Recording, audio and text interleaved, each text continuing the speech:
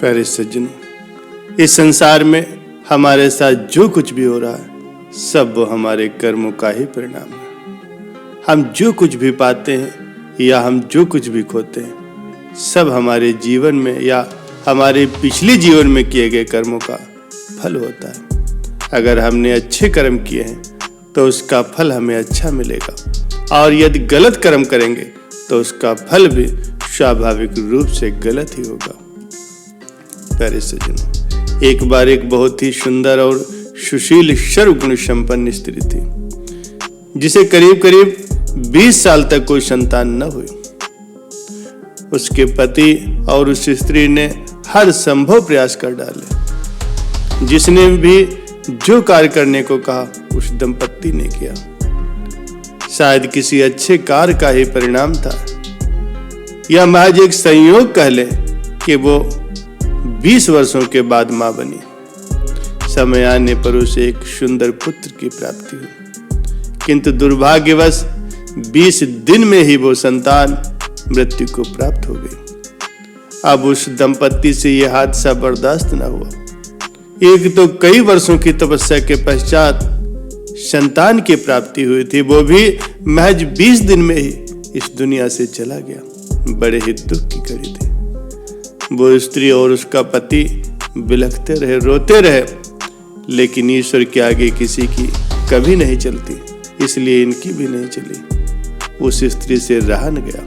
वो अपने मृत बच्चे को गोद में उठा करके दौड़ी दौड़ी एक सिद्ध संत महापुरुष के पास पहुंच गए और वो महात्मा जी से रो रो करके कहने लगी, महाराज जी, मुझे मेरा बच्चा बस एक बार जीवित कर दीजिए। मात्र एक बार मैं उसके मुख से मां शब्द सुनना चाहती हूं।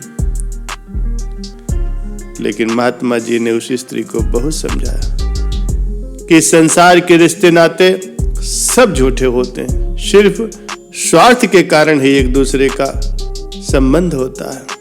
महात्मा जी ने उस स्त्री को बहुत समझाया, लेकिन वो स्त्री जिद पर ही अड़ी रही। स्त्री के बहुत जिद करने पर महात्मा जी ने उसे 2 मिनट के लिए उस बच्चे की आत्मा को उसके मृत शरीर में बुलाया। तब उस स्त्री ने उस आत्मा से कहा कि तुम मुझे छोड़ करके क्यों चले गए? मैं तुमसे सिर्फ एक बार मां शब्द सुनना चाहती हूं। तभी उस आत्मा ने कहा, कौन मां? कैसी मां? किसकी मां? मैं तुमसे तुम्हारे पिछले जन्मों के कर्मों का हिसाब किताब करने आया था। वो स्त्री स्तब्ध होकर के बोली, कैसा हिसाब? तब उस आत्मा ने बताया कि पिछले जन्म में तुम मेरी सौतेली मां थी। तुमने मुझे बहुत ही कष्ट दिया था, बहुत परेशान किया था।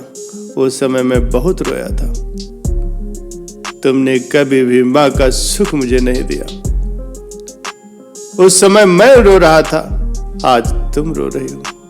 बस मेरा तुम्हारे साथ जो कर्मों का हिसाब था वो मैंने पूरा कर लिया और मर गया। इतना कह करके वो आत्मा चली गई। उस स्त्री को बड़ा झटका लगा। कुछ देर के लिए वो मूर्छित हो गई। जैसे ही उसे होश आया तब उसे महात्मा जी ने समझाया कि देखो, मैंने कहा था ना कि संसार के सभी रिश्तेदार, माँ बाप, भाई बहन, सब कर्मों के कारण ही जुड़े हुए। हम सब कर्मों का हिसाब करने के लिए आते हैं, इसलिए बस अच्छे कर्म करो ताकि हमें बाद में भुगतना न पड़े। वो स्त्री महात्मा जी की बात को समझ गई और मायूसी की हालत में अपने घर लौट आई। प्यारे सज्जनों, संत महापुरुष सदैव ही हमें अच्छे कर्म करने पर जोर देते हैं। इस जन्म में या पिछले जन्म में जो हमने कर्म किए हैं उनका फल आज भोग रहे हैं। गीता में स्वयं भगवान श्री कृष्ण जी ने भी कहा है कि आपके साथ जो कुछ भी घट रहा है या जो हो रहा है वो आपके कर्मों का ही परिणाम है। प्यारे सज्जनों, इसलिए हमें निरंतर ही अच्छे कर्मों को करते रहना चाहिए। हमें कोशिश करते रहना चाहिए कि हमारी वजह से किसी को कोई परेशानी न हो या हमारी किसी बात से किसी को दुख न पहुंचे।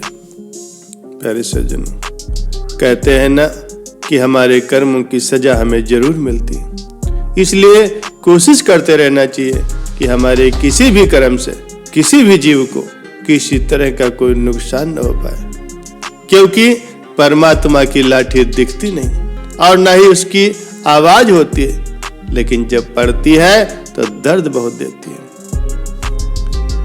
प्यारे सज्जनों, एक बार की बात है, बहुत जोरों से बरसात हो रही थी। इस भारी बरसात में एक साधु अपनी मस्ती में ही प्रभु के नाम का गुणगान करते हुए चला जा रहा था। कुछ दूर चलने के बाद साधु ने एक मिठाई की दुकान देखी। साधु ने देखा कि मिठाई की दुकान पर एक कढ़ाई में दूध उबाला जा रहा था और दूसरी कढ़ाई में गर्मा गर्म जलेबियां बन रही थी। साधु ये सब देख ही रहा था। शायद उसे भूख भी लगी थी, इसलिए दुकान पर जाकर के उसने दुकानदार से जलेबी और दूध पीने की इच्छा जाहिर की। वो दुकानदार भी नेक था, इसलिए एक दोना में जलेबी और एक गिलास दूध उसे पीने को दे दिया। जलेबी खा करके दूध पी करके मानो वो साधु खुशी में नहीं समा रहा था। हाथ ऊपर उठा करके बहुत सारे आशीर्वाद दे करके वो साधु आगे के लिए निकल पड़ा। साधु भक्ति में लीन होकर के मधुर भक्ति गीत गुनगुनाते हुए रिमझिम बरसात में चला जा रहा था। वो साधु अपने पैरों से सड़क पर बिखरे हुए बरसात के पानी में कभी इधर लात मारता तो कभी उधर लात मारता। उसी रास्ते पर उसके समकक्ष ही एक नवविवाहित जोड़ा भी चला रहा था। पति और पत्नी आपस में कानाफूसी करते हुए मगन होकर के एक दूसरे के गले में हाथ डाले अपने प्यार की मस्ती में चले आ रहे थे। साधु ने इस बार पानी में लात मारी ही थी कि बारिश का कुछ पानी उस औरत के ऊपर जा गिरा। अब साधु कुछ बोलता इससे पहले ही उस स्त्री का पति झल्लाते हुए उस साधु के ऊपर टूट पड़ा। देख कर नहीं चल सकता, अंधा है क्या, कहते हुए 2-4 हाथ उसने लगा दिए। वो साधु नीचे जमीन पर गिर पड़ा। ये देखकर वहां और भी कई लोग एकत्र हो गए, लेकिन किसी की भी हिम्मत नहीं हुई कि उस युवक को रोक सके। अंततः पत्नी को आगे आना पड़ा और हालात को काबू में करना पड़ा। पति पत्नी आगे बढ़ गए। जमीन पर गिरे हुए उस साधु को किसी ने सहारा देकर के उठाया। साधु फिर अपनी मस्ती में चलने लगा। दूसरी तरफ वो दंपत्ति आगे चलते हुए अपने मकान के करीब पहुंच चुके थे। पत्नी ने चाबियों का गुच्छा पति को थमाया और पति सीढ़ियों पर चढ़ते हुए दरवाजे की तरफ आगे बढ़ा ही था कि अचानक ही उसका पैर फिसला और सीढ़ियों से गिरता हुआ नीचे सड़क पर आ गिरा। ये सब देखते हुए पत्नी जोर से चिल्लाई और लोगों से मदद की गुहार लगाने लगी। पत्नी की आवाज सुनकर के लोग वहां पर इकट्ठा हो गए, लेकिन पति को बचा न पाए और उसकी मृत्यु हो गई। पूरा माहौल गर्मा गर्म हो गया। पत्नी अधीर होकर के गिर पड़ी। पति के वियोग में जोर जोर से विलाप करने लगी। तभी वहां से वो साधु भी गुजरा। जैसे ही लोगों ने साधु को देखा तो आपस में कहने लगे कि जरूर ही इस साधु का ये श्राप था, तभी तो ये युवक मर गया, वरना क्या कोई सीढ़ी पर गिरने से भी मर जाता है। लोगों ने तुरंत ही उस साधु को रोका और कहा कि बाबा, तुम कैसे भक्त हो, थोड़ी सी बात पर इस युवक को श्राप दे दिया और वो मर गया। लोगों की बातें सुन करके वो साधु स्तब्ध रह गया और लोगों से हाथ जोड़ करके कहने लगा कि भाई, मैंने उस युवक को श्राप नहीं दिया। तभी भीड़ में से एक ने कहा कि अगर आपने श्राप नहीं दिया तो ये युवक कैसे मर गया? भला सीढ़ियों से गिर करके कोई मरता है? जरूर आपके श्राप का ही असर था। साधु ने तभी अगला सवाल वहां पर खड़े हुए लोगों से किया, मेरे पैरों से जो बरसात का पानी उछला था, क्या उसने युवक के कपड़ों को गंदा किया था? लोगों ने कहा नहीं, लेकिन महिला के कपड़े जरूर खराब हुए थे। साधु ने फिर पूछा, फिर उस युवक ने मुझे क्यों मारा?